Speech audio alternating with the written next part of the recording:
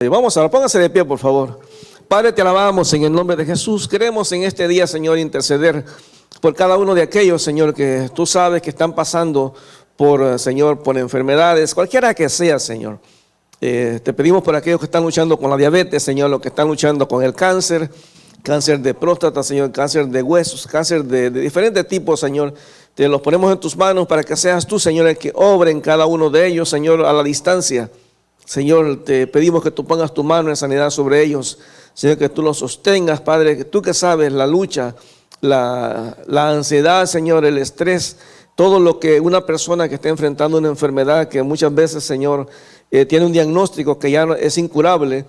Señor, te pedimos que tú los sostengas, los animes, Señor, que como iglesia podamos extender nuestro brazo de amor, Señor, podamos abrazarles, cubrirles, Señor, para que ellos entiendan que no están solos, que, Señor, pueden contar con nosotros. Y te damos gracias, Señor, por la iglesia. Te pedimos por cada iglesia, Señor, en este momento que se están reuniendo, Señor. Te doy gracias, Señor, también por el tiempo de ayer con los pastores. Te agradecemos, Señor, por la bendición que tú nos das de reunirnos, Señor, en tu nombre. Y Padre, gracias en el nombre de Jesús por la obra que tú vas a hacer en cada persona que está, Señor, en necesidad en este momento. Te pedimos por esta región, esta zona, Señor, de Montreal, donde, Señor, hay gente que no tiene energía eléctrica, Señor, con este frío tan extremo que hay, Señor. Hay gente que no tiene electricidad. Te pedimos, Señor, que seas tú, Señor, cuidando de cada uno de ellos, Señor. Como iglesia estamos abriendo las puertas, Señor, para que la gente pueda venir y calentarse acá, Señor, estar un rato, Señor, podamos, Señor, extender ese brazo de amor de parte tuya, Señor. Te damos gracias, mi Dios, en el nombre de Jesús. Amén. Bueno, gracias a Dios. Como decía, esta región de por acá, la gente no tiene electricidad. Y Martín vino para decirnos si había posibilidad de que se abriera la iglesia para recibir a la gente que está por allá. Él anda allá afuera invitando a la gente. Así que usted ve después gente por acá, gente que va a estar aquí calentándose porque no tienen electricidad. Mucha gente mayor, la gente ya de la tercera edad que no tiene dónde calentarse. Desde anoche no tienen electricidad, hermano. Entonces es duro porque con este frío tan extremo, yo sé que acá en Montreal está frío, pero en el Alberta, hermano, ayer habían anunciado menos 50 en Alberta. ¿Ah, sí? Ok, entonces en Alberta están a menos 50, hermano. En el área de Manitoba están a menos 40, a menos 45. Entonces son fríos extremos. En Ottawa estaban anunciando ayer en la noche menos 38. Montreal estamos como menos 30 más o menos. Así hay que tener, yo veo a la gente, hermano, uno se le parte el corazón ver a la gente pidiendo dinero en la calle, con ese frío tan extremo. Si uno sale del carro y ya no aguanta el frío, imagínese esa gente que tiene que estar pidiendo ahí, ¿verdad? Y pues uno tiene que ser compasivo, hermano, porque la iglesia es llamada también para eso, para ser compasivo con la gente. El Señor Jesús no solamente predicó el evangelio, no solamente salvó a la gente, también los alimentó cuando era necesario. Entonces, como iglesia tenemos que entender que no es que estamos practicando el evangelio social, sino que es parte de la iglesia el servir. Ya, si usted tiene, por eso estamos pidiendo que se traiga víveres para la canasta de amor, porque hay personas que a lo mejor no tienen, hermano. Sé que estamos en un país de primer mundo, pero hay gente que a veces no tiene que comer, hermano.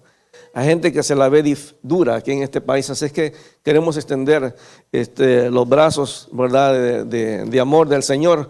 Dice la palabra que el Señor Jesús preguntaba, ¿verdad?, y agradecía a aquellos que lo habían visitado en la cárcel, aquellos que lo habían visitado cuando estaba enfermo, y la gente le preguntaba, pero Señor, ¿cuándo te visitamos? Y Jesús les dice, bueno, pero cuando le hiciste a uno de estos pequeños, me lo hiciste a mí. Entonces todo lo que hacemos en el nombre de Jesús, el Señor lo toma en cuenta y para eso hemos sido llamados. A veces nos quejamos por lo que tenemos, pero hermano, hay gente que no tiene nada. Hay gente que no tiene un lugar. Usted tiene un apartamento, sí, hay que pagar renta y todo, pero hay gente que no tiene ni siquiera eso, hermano. Hay gente en otros países donde la situación está difícil. Hermanos en Nigeria están siendo perseguidos por el evangelio, hermano. Y es dura. Había una imagen que advertían que la gente tuviera cuidado cuando viera esa imagen, que no hubiera niños. Porque hay una mamá con 2 bebés, la están metiendo en una fosa, hermano. La van a enterrar viva. Y le dan la opción de negar el evangelio, negar a Cristo. Ella dice no. No, y ella empieza a cantar y abraza a sus niños. Luego cortan la transmisión, pero los entierran vivos, hermanos, por el evangelio. Y a veces nosotros como creyentes en un país de primer mundo donde somos libres, nos cuesta tanto, ¿verdad? venir a la iglesia. Nos cuesta tanto servir al Señor. Nos cuesta tanto darle al Señor lo que a Él le corresponde, cuando en otros lados la gente está dispuesta a entregar su vida por Él, ¿verdad? Entonces que el Señor nos ayude a entender el privilegio que tenemos, ¿verdad? Entonces damos gracias a Dios por eso. Hemos estado hablando ya algún tiempo sobre los milagros, y es interesante porque cada milagro que Jesús hizo en la tierra, mientras estuvo esos 3 años que estuvo acá, siempre el Señor rompía los patrones, rompía las enseñanzas que la gente tiene. Y mire, cada vez que Jesús hizo un milagro, tenían el propósito de enseñar a los discípulos. Porque, hermano, usted y yo tenemos muchas veces ideas preconcebidas de cómo Dios tiene que ser. De hecho, ayer estábamos en un taller con los pastores allá en la iglesia Luz de Verdad. Fue la reunión, va a ser en diferentes iglesias a través del tiempo. Pero los temas estuvieron excelentes, hermano. Primero predicó el hermano Misco, Rafael Misco, y luego predicó el hermano Frank, pastor de Luz de Verdad. Y fue tremenda la enseñanza, hermano, muy buena la enseñanza. Y al final tuvimos un panel de varios pastores, y estuvimos respondiendo algunas preguntas. Y es interesante porque a pesar de las diferencias que a veces tenemos en ver las cosas, pero cada pastor daba su opinión de la pregunta que estaban haciendo, porque los hermanos tuvieron la libertad de hacer preguntas, y cada uno tenía una opinión. Y a veces, hermano, uno quiere a veces imponer nuestra propia opinión a lo que la palabra dice. Y cuando hablamos de los milagros, hay personas que piensan que los milagros ya no existen. Hay personas que piensan que los milagros fue solamente en el tiempo de los apóstoles para confirmar el evangelio, pero realmente los milagros siguen sucediendo todos los días, hermano. Cuando una persona se convierte a Cristo, ese es uno de los mayores milagros, porque usted está rescatando a la persona de la condenación y la está llevando realmente a la vida eterna. Entonces sí es un milagro. Pero aquí en Juan capítulo 9 se nos da la enseñanza de que muchas veces lo que usted y yo pensamos como razones de por qué la gente está pasando problemas, a veces no son razones reales. A veces vemos personas con crisis, vemos, hoy esa persona sale de un problema y entra a otro, y a veces tenemos la opinión de que a ver qué habrá hecho. Yo he escuchado hasta cristianos diciendo, bueno, es el karma. Hermano, el karma no existe. El karma no existe. Entonces aquí en Juan capítulo 9 se nos dice que Jesús iba paseando con los discípulos. Dice, al pasar Jesús, vio a un hombre ciego de nacimiento. Es un hombre que había nacido, o sea, este hombre nunca había visto la luz en su vida. Es un hombre que nació así, ciego. Y había la costumbre, ciertas creencias, como hay en diferentes países, ciertas creencias, cuando una persona nacía ciega es porque algo había hecho, o los padres habían hecho algo, o esta persona de alguna manera estaba pagando algo que había hecho en la vida anterior. Entonces dice en el versículo 2, y le preguntaron a sus discípulos diciendo, Rabí, ¿quién pecó, este o sus padres, para que haya nacido ciego? Entonces le están preguntando, para ellos, según la costumbre, según la creencia judía, una persona que nacía con un defecto físico era imperfecto. Y eso venía porque ustedes saben que Dios en el Antiguo Testamento exigía la perfección, y siempre Dios exige la perfección. Por ejemplo, los sacerdotes que iban a ministrar en el templo, o sea, todos los que eran levitas, todos los que eran de la tribu de Leví eran llamados a servir en el templo, pero aunque eran levitas, aunque eran parte o miembros de la tribu de Leví, habían ciertos requisitos específicos que tenían que cumplir para poder servir en el templo. Por ejemplo, para los hombres, un hombre no podía servir en el templo, ni siquiera cargar las cosas del templo, si tenían los testículos mayugados. O sea, la ley de Dios. Dios dijo, todo el que tenga los testículos mayugados no puede entrar al ministerio, no puede. Tiene que ser perfecto, sin ninguna mancha. Si tenía una mancha, un lunar por aquí en el pecho, no puede, no. Era una cuestión de perfección. Entonces eso creó en los judíos la idea de que cuando una persona tenía un defecto, cualquiera que sea, cuando una mujer, por ejemplo, no tenía hijos, significa que esa mujer era maldita de parte de Dios. Entonces cuando los discípulos ven a este hombre que es ciego, me imagino que era conocido, la historia de él era conocida, y entonces cuando ellos pasan cerca, ellos le preguntan a Jesús, es una pregunta normal. Le preguntaron a sus discípulos, Rabí, ¿quién pecó, este o sus padres? La pregunta de ellos es, mira, si él nació ciego es porque a lo mejor él hizo algo en la vida anterior, o sus papás cometieron a lo mejor él nació fuera de matrimonio y por eso nació ciego. A lo mejor sus papás tenían alguna costumbre que no era bíblica y entonces su hijo nació con defectos. La pregunta de ellos refleja lo que muchas veces la gente cree. Hay gente que piensa, hermano, que Dios está encuadrado en cierto sentido y Dios no puede actuar fuera de lo que nosotros pensamos.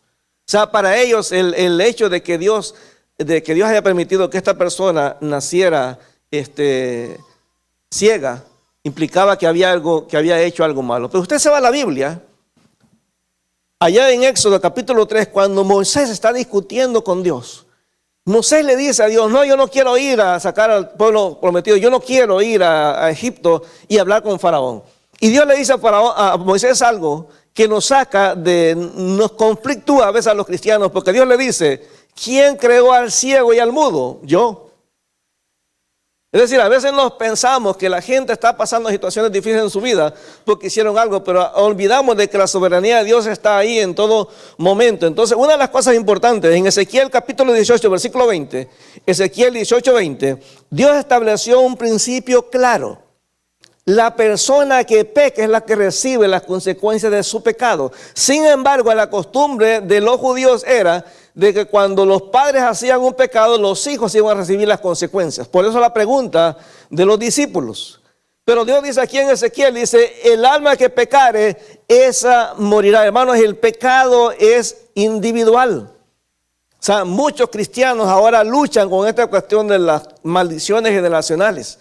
Y dicen, fulano está pasando esta crisis porque saber qué pecado cometieron sus padres, a saber qué maldición recibieron sus abuelos. Y a veces marcamos a la gente con maldiciones, hermanos. La Biblia es clara. Dice la Biblia que el que está en Cristo, ¿qué es, hermano? Nueva criatura, las cosas viejas pasaron, todas son hechas nuevas, hermano. En Cristo se rompe toda maldición. Pero a veces marcamos a la gente que a saber qué habrá hecho. A saber qué habrá hecho tu abuelo. O sea, muchos de acá a lo mejor nuestros abuelos practicaron brujería. Y a veces pensamos que pues la persona ya está marcada de por vida. Entonces, pero Dios dice claramente que Él tiene un propósito en la vida de cada persona. Entonces, cuando ellos preguntan en casa realmente si esta persona nació ciega porque los papás o él pecaron, realmente la respuesta es no. O sea, Dios tiene un propósito específico en la vida de cada persona. En el versículo 3, Jesús les dice, mire, no es que pecó ni sus padres, sino para que las obras de Dios se manifiesten. Todo lo que pasa en nuestra vida, hermano, tiene un propósito. Cuando viene la enfermedad a nuestra vida, muchas veces el propósito de Dios para nosotros, para que entendamos que Dios siga haciendo milagros como los hacía en el pasado. A veces nos cuesta, hermano. A veces nos cuesta. Yo he escuchado creyentes diciendo, hermano, los milagros ya no existen. Y niegan el poder de Dios, hermano. Dios sigue siendo el mismo de ayer, hoy y por los siglos, dice la palabra. Entonces tenemos que entender que Dios no ha cambiado. O sea, cada cosa que suena en nuestra vida tiene un propósito especial. Y les recuerdo esto que dice Romanos 8:28. A ver, alguien que me lo diga, por favor. Romanos 8:28. Y sabemos que a los que aman a Dios, todas las cosas les ayudan a bien, hermano. Aún nuestras metidas de patas, Dios las usa, hermano. Aún las metidas de pata, aún nuestros errores, aún nuestra rebeldía, Dios lo usa para moldear nuestra vida. Dios sabe, hermano, de antes de que nosotros hagamos las cosas, Dios ya sabe lo que va a pasar. Y Dios nos va a moldear, porque recuérdense, la Biblia dice que Dios comenzó la buena obra en nosotros. Es decir, Dios en su propósito nos quiere llevar del punto A hasta el punto B. Pero Dios sabe cómo vamos a actuar. Dios sabe que usted y yo muchas veces nos vamos a resistir en ese camino que Dios establece. Y Dios muchas veces tiene que llevarnos por curvas para que aprendamos que a pesar de que nosotros nos resistamos, Dios va a cumplir su propósito en nosotros. Es más, Dios ya nos ve con el producto terminado. Desde que comenzó la buena obra en nosotros, ¿qué dice, hermano? Hasta el día, hermano. O sea, Dios nunca se va a dar por vencido. El problema es que a veces nosotros pensamos, hermanos, que la forma en la que Dios actúa es la equivocada. Pensamos que nosotros sabemos mejor hacer las cosas. Y sabemos que a los que aman a Dios, todas las cosas les ayudan a bien. Esto es a los que conforme a su propósito son llamados. Dios tiene un llamado para nosotros. Y Dios lo va a cumplir de la manera que Él quiere, no como nosotros queremos. Entonces, todo lo que pasa en nuestra vida, todo, la enfermedad. Cuando Pablo, después de andar buscando a los cristianos para perseguirlos, y Dios lo baja del caballo y le provoca esa ceguera, Pablo le ora a Dios para que lo sane de esa enfermedad. Y dice Pablo, he rogado 3 veces al Señor que me quite este aguijón. ¿Y qué es lo que le dijo Dios? Bástate mi gracia, Porque mi poder se perfecciona en la debilidad. Y Pablo dice, me voy a gozar mejor en mi debilidad, porque entonces cuando estoy débil es que puedo experimentar el poder de Dios. Este ciego nunca hubiera experimentado este milagro si no hubiera sido ciego. Usted no puede experimentar la sanidad de Dios si no está enfermo. Usted no puede experimentar la provisión de Dios si no tiene escasez. Usted no puede experimentar la provisión de Dios en el alimento si usted no tiene hambre. O sea, todo tiene un propósito específico, hermano. Entonces Jesús le dice a los discípulos, o sea, no es realmente que ellos pecaron, sino para que las obras de Dios se manifiesten en él. Dice, me es necesario hacer las obras del que me envió, entre tanto que el día dura. La noche viene cuando nadie puede trabajar. O sea, todo se hace en el tiempo de Dios. Ahora, es claro, hermano, y hay que entender esto. Este hombre estaba ahí ciego, y es claro que muchas veces sufrimos, enfrentamos situaciones difíciles en nuestra vida, por varias razones, hermano. Y realmente a veces nosotros nos concentramos tanto en tratar de investigar por qué una persona está pasando una crisis. Y nos olvidamos que todo está bajo el control de Dios. Pero algunas razones por las cuales muchas veces en nuestra vida llegan los problemas. En primer lugar, a veces los problemas llegan por nuestras decisiones. Es fácil, hermano, para nosotros como creyentes echar la culpa al diablo. Y he visto gente que, bueno, se puso de hecho en un momento en la iglesia de moda que todo era demonio. Tal fulano, por ejemplo, le falló a su esposa y le falló en su relación matrimonial. Y muchas veces las personas decían, tiene un espíritu, un demonio de adulterio. Ya no era la persona que hacía adulterio, sino que el espíritu o el demonio que tenía. Y entonces la gente lo empezó a buscar como una moda. La persona es mentirosa. No, es que tiene un espíritu de mentira. Esto escuchó, decían el espíritu de Jezabel. Cuando una hermana llegaba vestida bien elegante, tiene el espíritu de Jezabel. Ya casi la consideraban como si fuera una mujer fácil. Se empezó a crear ese tipo de pensamiento. O sea, nadie era responsable. El único culpable en la iglesia de los problemas que habían en el pueblo de Dios era el diablo. Todo era el diablo. O sea, la gente veía al diablo por todos lados. Según una persona se peleaba con otro, están endemoniados los dos. O sea, todo era demonio, hermano. Nadie era responsable de las cosas que hacían. Pero la palabra nos dice que cada acción que usted y yo tomamos, cada decisión, somos responsables nosotros, hermano. Somos responsables nosotros. Entonces la palabra claramente nos dice, muchas veces sufrimos situaciones difíciles porque nosotros estamos tomando decisiones, aunque entendemos qué es lo que dice la palabra de Dios, muchas veces estamos tomando decisiones que pensamos que Dios de alguna manera va a cambiar las cosas. Yo no sé si le ha pasado eso, pero yo he visto gente que ve los partidos de fútbol. Y el partido original, su equipo perdió. Pero hay gente que sigue viviendo el mismo partido para ver si al final el marcador cambia. No, hermano, no va a cambiar. Si usted toma una mala decisión, el resultado va a ser una mala consecuencia. Entonces a veces pensamos que no importa lo que yo tome, la decisión que yo tome, de alguna manera, no voy a cambiar las cosas para que sea diferente. Por eso usted ve que hay gente que se sorprende cuando después de tener relaciones sexuales, fuera en matrimonio, sale embarazada la chica. Dice, pero ¿cómo? ¿Por qué me pasa a mí? Hermano, es normal. Si hay una relación sexual es normal que alguien salga embarazado. Pero hay gente que piensa, no, a mí nunca me va a pasar. Y miren lo que dice la Biblia. Miren lo que dice la Biblia aquí en Gálatas capítulo 6, versículo 7. Gálatas 6, 7. Porque a veces actuamos en nuestra vida cristiana como gente que pensamos que sabemos las cosas, tenemos un control diferente de las cosas. Y pensamos que de alguna manera nosotros sabemos qué es lo que es mejor para nosotros. Y la Biblia dice aquí en Gálatas 6, 7. Léalo conmigo, por favor. Dice, no os engañéis. Dios no puede ser burlado, pues todo lo que el hombre sembrare, eso también segará. O sea, a veces el problema, hermano, no es el diablo. El problema somos nosotros, la carne, lo que está dentro. Si yo tomo malas decisiones, hermano, las consecuencias van a ser malas también. No es culpa del diablo, no es culpa del pastor, no es culpa del diácono, es culpa suya. Entonces tenemos que reconocer que muchas veces las cosas que pasan en nuestra vida es porque yo tomé la mala decisión. De echarle la culpa a su amiga por la persona con la que usted se casó. No, fue su decisión. Nadie lo obligó, hermano. Entonces tenemos que entender cada decisión. Mira, hay gente que se queja en este país. Ay, que este frío. Váyase a su país. ¿Qué está haciendo acá? Nadie lo obligó, ¿verdad? A venirse para acá. Dios no puede ser burlado, hermano. Dios no puede ser burlado. Si nosotros hacemos algo que es pecado, va a haber consecuencias, hermano. Y no es que Dios no me ame, es la ley natural de lo que Dios ha establecido en su palabra. O sea, Dios no puede ser burlado. A veces las consecuencias vienen porque siempre estamos buscando la opinión de otros, hermano. Siempre. Hay gente que no se mueve si no va a hablar con la comadre o el compadre a ver qué opinan. Hay gente que no se mueve, hermano. Hay gente, mire, yo he escuchado gente, no en esta iglesia, en otra iglesia, que le decía a su comadre, oye, ¿vas allá a la iglesia? No, hoy tengo flojera. Ah, no iba. Tampoco ella iba a la iglesia. ¿Por qué? Porque su comadre tendría que tener alguna razón válida para no ir a la iglesia. ¿Sí? Si la comadre decía, no, hoy no voy a la iglesia, voy a la discoteca. Decía, bueno, voy a la discoteca. O sea, todo lo hacía en función de lo que su comadre le decía. Y eso conocí a una persona hace muchos años.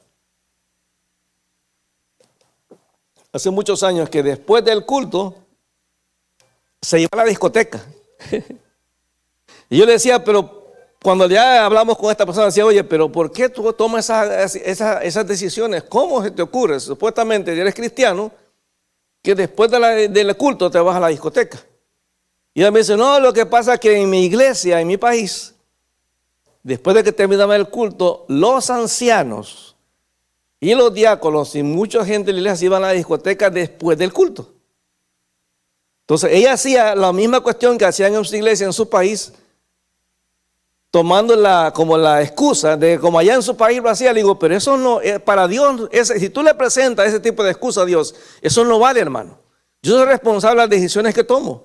Yo puedo hacer lo que yo quiera en mi vida, hermano. La palabra dice, todo me es lícito, pero todo conviene, hermano. Yo soy responsable de lo que voy a decidir. Hermano, usted no va a ver, por ejemplo, si usted, su mejor amigo, de pronto dice, mira, tengo ganas de tirarme al metro.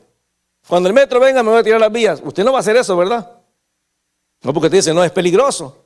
Entonces, ¿por qué toma decisiones? ¿Por qué tomamos decisiones en función de que las otras personas hacen, hermano? O sea, nosotros somos originales, Dios nos ha hecho originales, no copia. Tenemos que hacer las cosas de acuerdo a como Dios nos ha creado. Muchas veces tomamos también simplemente por razones naturales, hermano.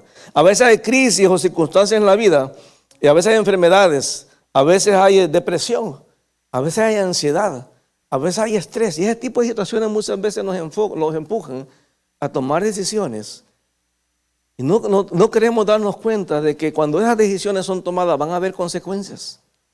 Hay gente que toma decisiones echándole la culpa al otro. El otro es culpable. Yo tomo esta decisión, yo me enojo porque tú me provocas. He escuchado hombres diciendo a la mujer, si tú no me hubieras hecho enojar, no te hubiera pegado. Se es culpa a la mujer de que él le pegó. Entonces siempre buscamos justificar, hermanos, delante de Dios, cada uno de nosotros es responsable de las decisiones que estamos tomando. Todos nosotros peleamos, discutimos, porque somos libres para tomar decisiones. Pero cuando viene el momento de tomar las consecuencias, ya no queremos tomar esas consecuencias. Y a veces, ese tipo de actitud que tenemos de tomar decisiones sin pensar en las consecuencias, las hacemos porque pensamos que esas consecuencias nunca nos van a pasar a nosotros. Nunca. Hace muchos años conocí a una persona que era muy promiscua, era un muchacho, y él luchaba con eso. Me decía, es que no puedo controlarlo. No puedo controlarlo. Y un momento determinado lo dejé de ver algunos meses, y después cuando lo volví a ver, le veo su cara triste, se veía su rostro demacrado, y le digo, oye, ¿cómo estás? Tengo tiempo de no verte. Y me dice, no, Dios es malo conmigo. Y le digo, pues ¿cómo que es malo contigo? Dios es bueno, dice la Biblia que la misericordia de Dios es nueva cada mañana. Me dice, no, porque yo tengo derecho a hacer con mi vida, con mi cuerpo, lo que yo quiera. Entonces Dios no tiene por qué meterse. Le digo, pero a ver, explícame. Me dice, no, él iba mucho a visitar lugares donde había mujeres fáciles. Y le decía, tengo el derecho de disfrutar mi vida, estoy joven, ya cuando sea viejo veré las cosas de Dios, pero ahora quiero disfrutar mi vida. Entonces me dice, y en una de esas sidas me dice, resulta que ahora estoy enfermo y tengo sida. Y es culpa de Dios, estoy enojado con Dios, ¿por qué no me dejó disfrutar mi vida? Entonces muchas veces pensamos, hermano, que Dios de alguna manera tiene que meternos en una burbuja y protegernos de las consecuencias de nuestras decisiones. Hermano, toda decisión que usted toma, toda decisión que tomamos va a tener consecuencias. Ayer que veníamos íbamos para la conferencia, había en la ruta 15 un accidente. Hermano, el muchacho había quedado pero feo. El carro se destruyó. ¿Por qué? Porque habían anunciado, hermano, que estaba el frío extremo. Ese muchacho por lo menos lo mínimo, según las noticias, iba como a 150 en la autorruta. Cuando él trató de frenar, hermano, el carro perdió el control y se estrelló con otro carro que no tenía ninguna culpa. Y él puede justificar, hermano, que bueno que estaba deprisa o que él quería llegar antes al lugar donde iba. Hermano, no importa las excusas que demos, toda decisión que tomemos va a tener consecuencias en nuestra vida. A veces también tenemos ese tipo de actitud porque a veces pensamos que somos mejores que otros. O sea, Dios me va a proteger porque yo no soy tan malo como fulano. A él es normal que le vaya mal en su vida, pero yo soy bueno. Yo he escuchado a gente que me dice, pero pastor, ¿cómo Dios me va a castigar si yo diezmo? Si yo me diezmo todos los domingos, ¿cómo Dios me va a castigar? ¿A poco eso no vale nada? O me han dicho, Señor, pastor, ¿a poco el hecho que yo sirva en tal ministerio no me protege realmente de las consecuencias? No, hermano, eso no protege. Dios no protege a nadie, hermano, de las consecuencias del pecado. Cuando David pecó, Dios lo castigó. Cuando Moisés pecó, Dios lo castigó. Y hermano, Dios decía de Moisés, nadie como mi siervo Moisés. Pero en el momento que Moisés pecó, Dios lo disciplinó. Cuando David pecó, que era un hombre conforme al corazón de Dios, Dios lo disciplinó. Y es más, la Biblia dice que cuando yo como creyente peco y Dios no me hace nada, no me disciplina, significa que yo no soy hijo de Dios. Dice la Biblia que soy bastardo. Así que no soy hijo de Dios. O sea, si Dios me ve como creyente que ando haciendo, tomando malas decisiones, hermano, Dios en su amor, en su justicia, va a aplicar la disciplina. Y esa disciplina refleja de que Dios realmente quiere que mi vida cambie. Pero cuando yo empiezo a pensar, no, yo soy mejor que otros, o a mí nunca me va a pasar. Como yo decía en algunas oportunidades, hermano, nadie es culpable hasta que lo descubren. Nadie. Nadie. Muchos pastores en una entrevista, en un artículo que estaba en una revista, hablaban de que muchos pastores fueron descubiertos teniendo problemas con la pornografía. Nadie sabía. Pero alguien se dedicó a investigar en los hoteles donde se quedaban, pastores que viajaban mucho a conferencias y todo eso, y de pronto se dieron cuenta de que empezaron a hacer la investigación y en los hoteles siempre había el registro del tipo de cosas que veían en la televisión. Y cuando empezaron la investigación, muchos estaban atrapados en la pornografía. Nadie pensaba que eso estaba pasando. Porque a veces pensamos que a mí no me va a pasar. Que a mí no me va a pasar. Hermano, David, cuando estaba el tiempo de la guerra, dice David se quedó en la casa y vio desde la ventana a Betsabé. David era un hombre como cualquier otro, hermano, pero David en un momento pensó que a él nunca le iba a pasar. Todos estamos expuestos. Ahora, ¿cuál es la verdadera razón de por qué realmente pasan este tipo de cosas? Dice ahí en Juan capítulo 9, versículo 3, dice, pero respondiendo Jesús dice, no es que éste pecó, ni que sus padres, sino que para que las obras de Dios se manifiesten en él. O sea, Dios, hermano, cada cosa, aún los errores que cometemos, Dios lo va a usar para moldear mi vida. Cada crisis, hermano. Cada crisis. Yo siempre digo, hermano, hay cosas que uno no aprende en el seminario. Lo aprende en el día a día, hermano. Lo aprende en el día a día. Hay cosas que usted puede tener la teología correcta, pero cuando uno se enfrenta a las crisis de la vida diaria, ahí uno se da cuenta realmente dónde está puesta mi fe. Porque es fácil decir que yo creo en Dios cuando es fácil repetir el Salmo 23. Jehová es mi pastor y nada me faltará cuando las cosas van bien. Pero ese versículo tiene otro sentido cuando yo estoy en problemas. Ese versículo tiene otro significado cuando no tengo dinero en la puerta del banco. Ese versículo tiene otro sentido cuando realmente me avisan que tengo una enfermedad incurable. Acabamos de saber de alguien que fue miembro de aquí en la iglesia que le descubrieron cáncer. Joven. Lo operaron y le habían dicho que ya estaba en remisión, que estaba sano. y le acaban de avisar que el cáncer volvió. Y es duro, hermano, porque eso da miedo. Eso da miedo. Y yo sé que muchas veces en esas situaciones, bueno, yo igual tengo partículas cancerígenas y tengo que cuidarme en eso. Y hermano, se le cae a uno el mundo cuando te dice el doctor, bueno, solamente la palabra cáncer, hermano, a uno le da miedo. Y no es que uno no tenga la fe, no es que uno no tenga la fe, hermano.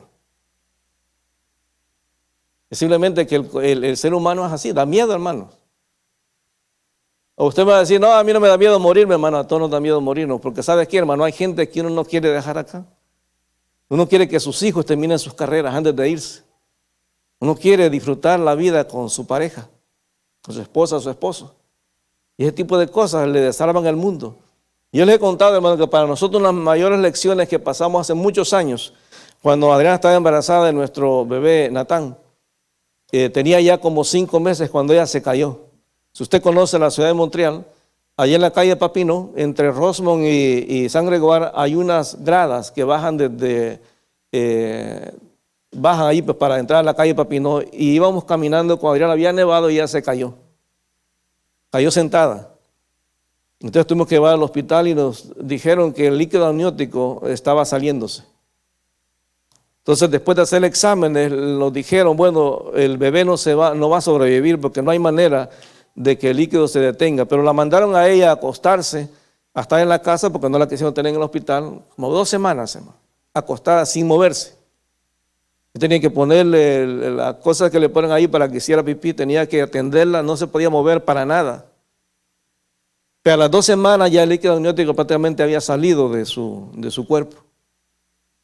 Entonces tuvimos que llevar al hospital porque había dolores muy fuertes. Y en el hospital dijeron a ella, bueno, la única solución es que aborte.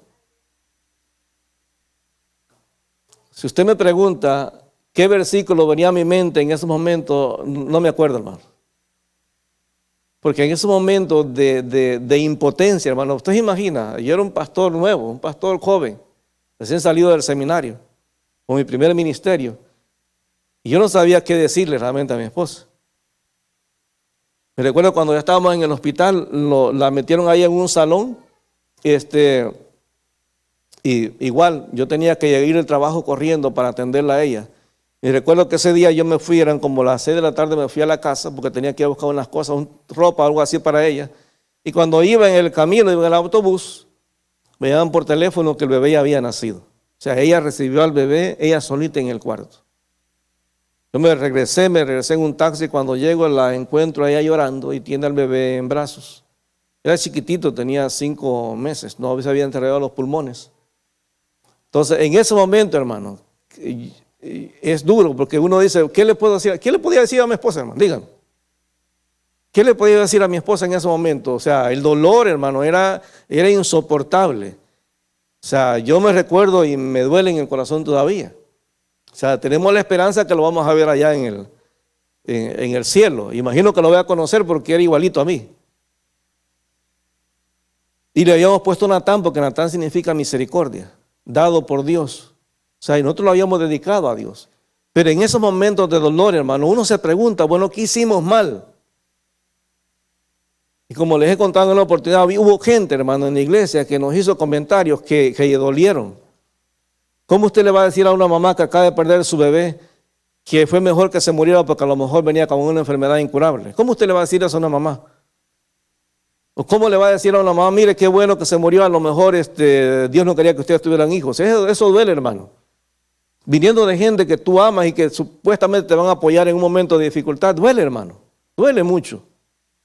Y en ese momento uno se pregunta, ¿cuál es la voluntad de Dios realmente en esta situación? O sea, la pregunta normal que uno hace, bueno, ¿por qué a nosotros? Si nosotros realmente lo queríamos tenerlo, si se lo habíamos dedicado a Dios, todo eso duele, hermano.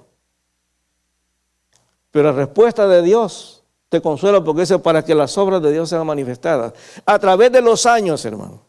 Todavía nos duele eso, todavía cada 28 de enero recordamos eso. El día que nuestro bebé nació, siempre lo recordamos. Esta semana.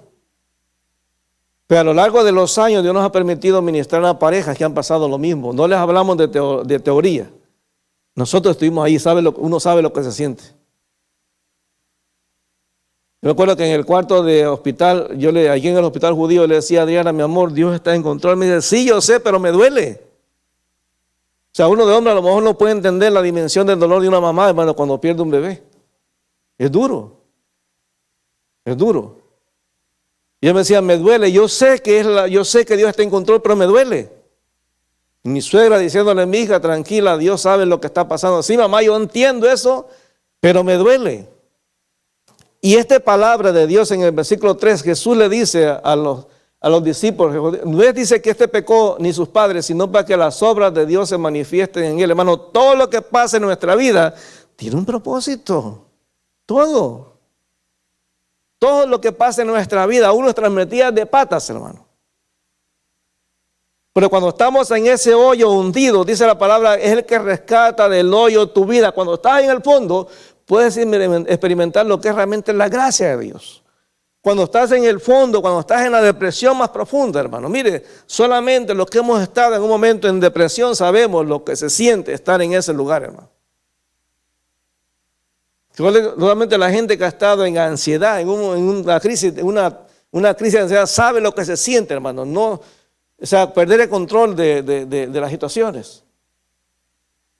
Pero Dios sigue siendo fiel y es cuando en la crisis, cuando uno experimenta la gracia de Dios. Este hombre no hubiera podido experimentar el milagro de Jesús si no hubiera sido ciego.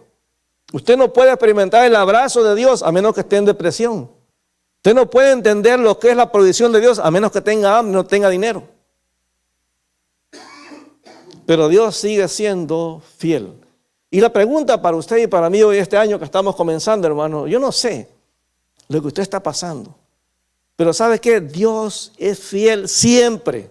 Aún dice la palabra, si nosotros fuésemos infieles, Él permanece fiel. Sí, va a haber tormentas todo este 2026, claro que sí, hermano. Pero en medio de todo, Dios va a seguir siendo fiel a cada paso de nuestra vida. Yo no sé qué es lo que usted está pasando en este momento. Pero quiero decirle que eso que está pasando es para la gloria de Dios, para que el poder de Dios sea manifestado en su vida y también en mi vida. ¿Por qué no se pone de pie, por favor? Póngase de pie. Ahí donde está, mire, empieza a orar y dígale, Señor Dios, yo, Señor, estoy en esta necesidad.